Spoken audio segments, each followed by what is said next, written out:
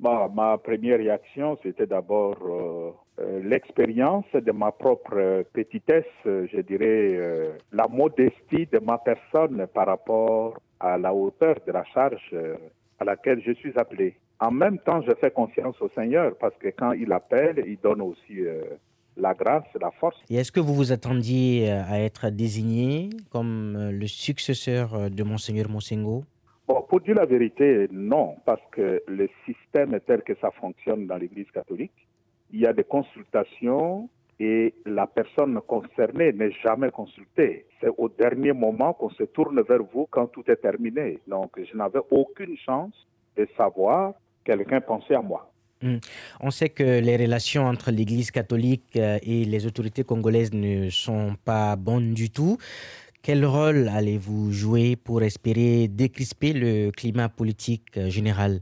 Mais la première chose, moi, je viens à Kinshasa pour une mission religieuse. C'est pour une mission d'évangélisation en profondeur du peuple de Dieu. Et cette mission d'évangélisation est aussi une mission libératrice pour que le peuple, les enfants de Dieu, vivent mieux.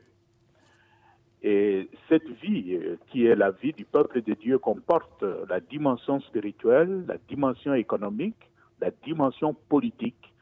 Évidemment, c'est un peu dans ces cadres que j'aurai aussi à tenir compte de cette dimension politique pour que le peuple de Dieu qui est dans l'archidiocèse de Kinshasa puisse vivre et vivre digne. Hmm. En janvier dernier, Monseigneur Monsengo a appelé les médiocres à dégager pour que règne la paix, la justice en RDC. Ces propos ont beaucoup irrité jusqu'au président Joseph Kabila qui a demandé à ce qu'on rende à César ce qui est à César et à Dieu ce qui lui est dû. Est-ce que vous allez évoluer sur la même lancée que Monseigneur Monsengo? Bah, moi, je ne comprends pas pourquoi on s'offusque de l'utilisation de ces mots, hein, parce que c'est aussi une expression que nous utilisons dans nos écoles pour évaluer les élèves à la fin de l'année. Et aucun parent ne s'est jamais offusqué lorsque l'enfant reçoit la note médiocre. Évidemment, quand un élève reçoit cette note, il faut s'améliorer. Je sais que ça a créé tellement de réactions, mais je crois que nous devons toujours apprendre à être sincères avec nous-mêmes. Au-delà des mots, posons-nous la question, est-ce que ce qui est dit est vrai ou pas vrai? Et donc, pour vous, les médiocres, ce sont ceux qui gouvernent en ce moment la RDC? Ça, c'est ce que le cardinal avait dit. Mais je crois que l'utilisation des mots devait plutôt nous renvoyer les uns aux autres à notre propre conscience et à notre sens de responsabilité dans ce que nous faisons. Mm. Monseigneur Fridolin Ambongo, vous aviez co-présidé les pourparlers qui ont débouché à la signature fin 2016 de l'accord baptisé Accord de la Saint-Sylvestre. Est-ce que vous allez condamner une éventuelle candidature du président Joseph Kabila à la présidentielle de 2018, de fin 2018? Mais la question de la candidature du président Joseph Kabila ne se pose pas. Vous connaissez quand même la constitution de notre pays. Il a terminé son deuxième mandat constitutionnel. Et la constitution est claire. Moi, je ne sais pas comment on peut encore parler d'un prochain mandat du président Joseph Kabila alors que la constitution est là. Mais pourtant, Kabila n'a jamais dit officiellement qu'il ne sera pas candidat. C'est ce qui rend soupçonneux. Alors là, ce serait mieux de lui poser la question. Moi, je sais que la Constitution n'autorise pas plus de 2 mandats consécutifs. On sait que depuis fin 2017, les laïcs catholiques congolais ont initié une série de manifestations pour justement demander à ce que Joseph Kabila ne se représente pas à la présidentielle de 2018. Est-ce que sous votre magistère, vous allez appuyer les actions des laïcs catholiques?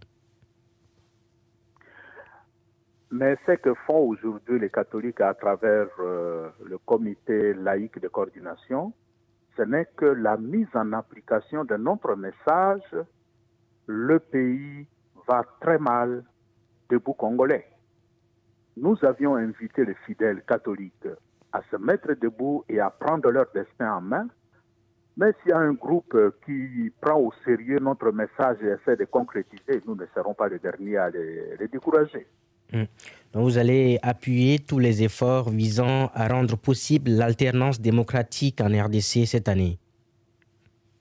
Mais je crois que c'est un objectif pour tout le peuple congolais.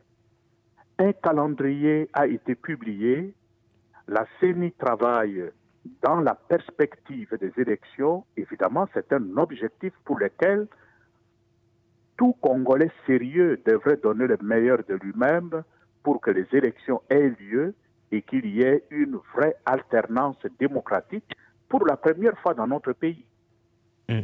Et que répondez-vous à ceux qui disent, notamment ceux du pouvoir, qui disent que l'Église catholique ne devait pas s'immiscer dans le jeu politique congolais? Seulement, quand ils ont besoin de l'Église catholique, ils nous cherchent. Alors, s'immiscer dans la politique du Congo, moi je ne sais pas qu'est-ce que cela signifie, puisque la politique n'est qu'une des dimensions de la vie en société. Comment l'Église peut s'occuper de toutes les autres dimensions de la vie de l'homme, sauf la dimension politique? Ce serait un non-sens. Ok. Et donc, vous allez continuer à évoluer comme l'a fait Monseigneur Monsengo? Mais qu'a fait Monseigneur Monsengo? Il n'a fait que assumer sa mission de pasteur dans toutes ses dimensions. Et si moi je suis pasteur, selon les normes de l'Église catholique, je ne peux que reprendre là où il s'arrêtait à la fin de sa mission et continuer à aller de l'avant parce que la mission qui était celle du cardinal Laurent Monsengo, ce n'est pas sa mission à lui, c'est la mission de Jésus-Christ qui lui a confié à un certain moment. Il a reçu de son prédécesseur, moi je veux le recevoir de lui et je continue la même mission de Jésus-Christ. Donc l'Église catholique a bien raison de se mêler de la politique, hein, c'est ça? Mais l'Église ne se mêle pas de la politique. L'Église assume sa mission évangélique, sa mission de relèvement de l'être humain sous toutes ses dimensions, y compris la dimension politique. Juste après l'annonce donc de votre nomination, Monseigneur Laurent Monsengo a expliqué que son coadjuteur, donc Monseigneur Fridolin Ambongo, évoluera à ses côtés au même titre qu'un évêque auxiliaire. Est-ce que vous pouvez nous en dire un peu plus pour nous les profanes? Je crois qu'ils ont eu le temps de vous l'expliquer. Un archevêque coadjuteur, c'est un évêque qui est nommé par le Saint-Père auprès d'un évêque diocésain, celui qui est déjà en charge du diocèse, et c'est dans la perspective d'une éventuelle succession. C'est pourquoi on l'appelle coadjuteur.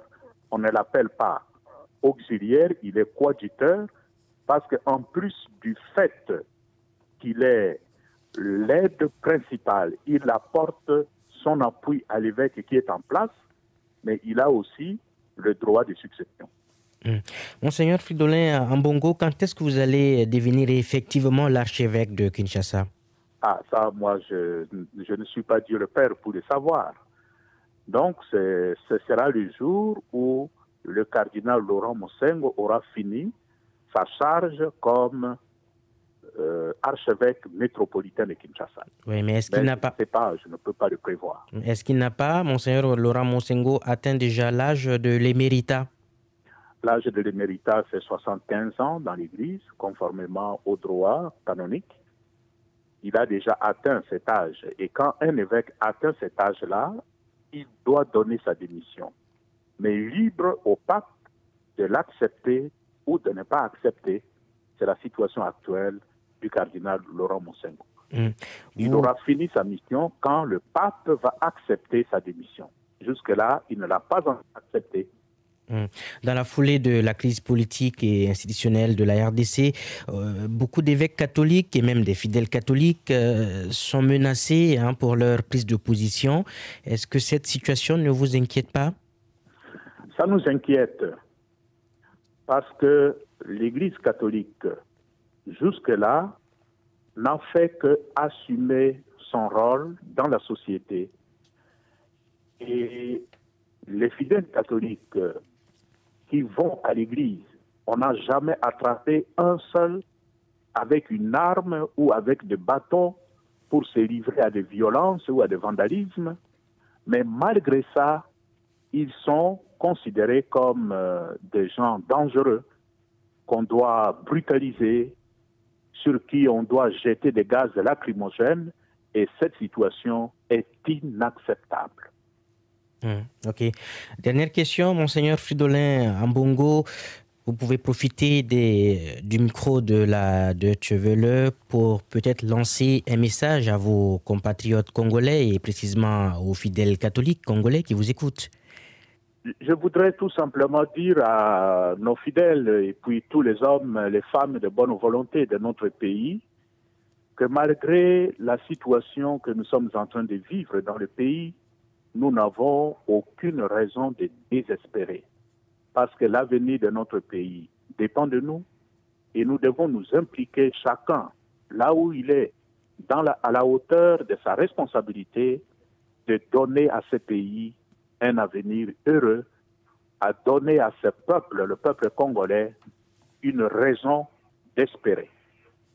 Et pour cela, nous n'avons pas à désespérer, même si le temps est dur. Le Seigneur sera toujours du côté de ceux qui mettent leur espoir en lui.